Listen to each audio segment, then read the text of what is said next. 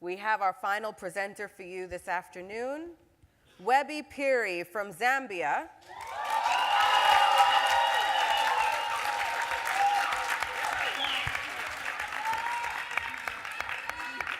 Webby is representing the University of Wisconsin at Madison. Thank you. Thank you so much. I was just making a call because I was waiting for my presentation to show up from the technical desk, if they have it. Okay. Thank you so much.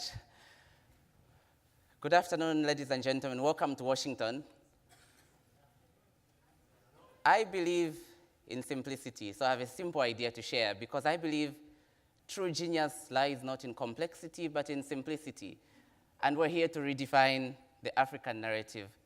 So, what is the African narrative? That's the question I have. Most of us are faced with this question. Most of it is told from a very historical perspective. We talk about Africans moving from Africa to the Americas during the slave trade. Sometimes we talk about the scramble for Africa in 1884, Bismarck and the Berlin Conference, and what later became to be known as the Map of Africa in 1913. But this is the most important history I would like all of you to know about Africa, is that Africa is actually the origin of life. And it's either you're African or you simply migrated to another part of the world. Essentially, we're all African.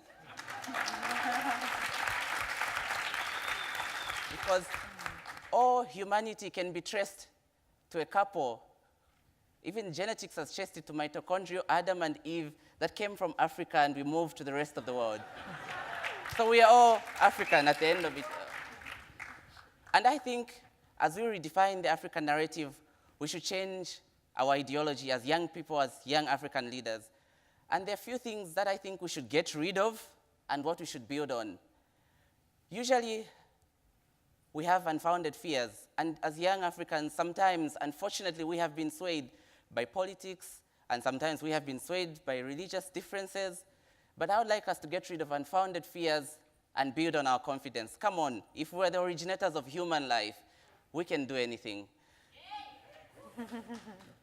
We should get rid of our blame rhetoric. I told you a bit about the history of Africa.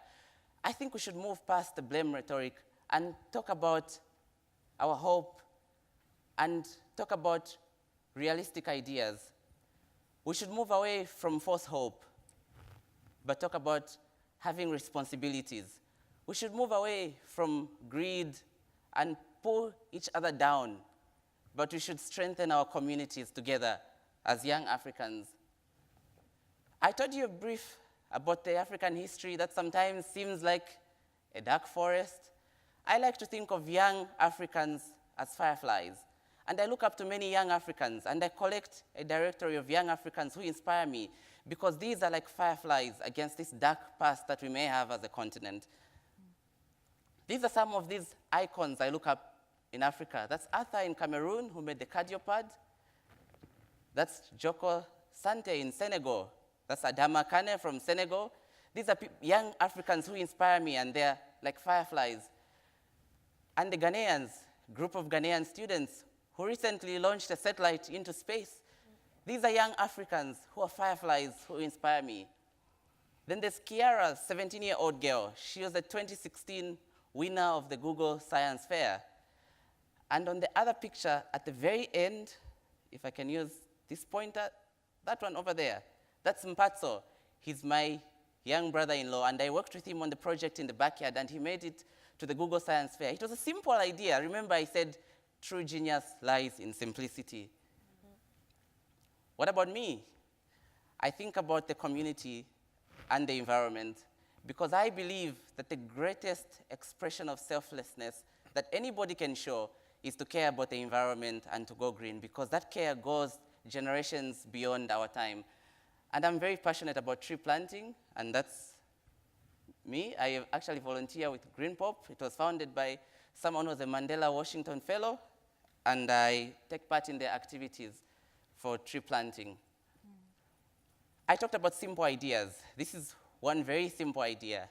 I'm a medical doctor by profession, but one time I looked at the children's ward, and I looked at the walls, it looked dull, and I felt the whole hospital needed a makeover. But how do I do it? Most of us work in public institutions, we feel overwhelmed, we want to make a change, but we don't know where to start from. So it was a simple idea again. That's me doing some illustrations on the wall in the children's ward.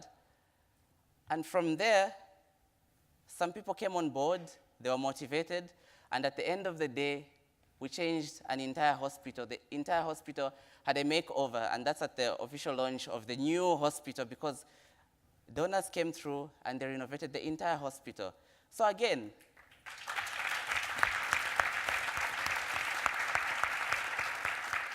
so when you feel overwhelmed, remember, it's the simple ideas that change the world.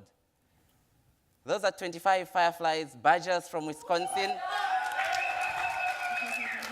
who have inspired me with this message about redefining the African narrative. So, young African leaders, if we hold the origins of human life as an African continent, then the future and destiny of humanity lies with us. Thank you so much.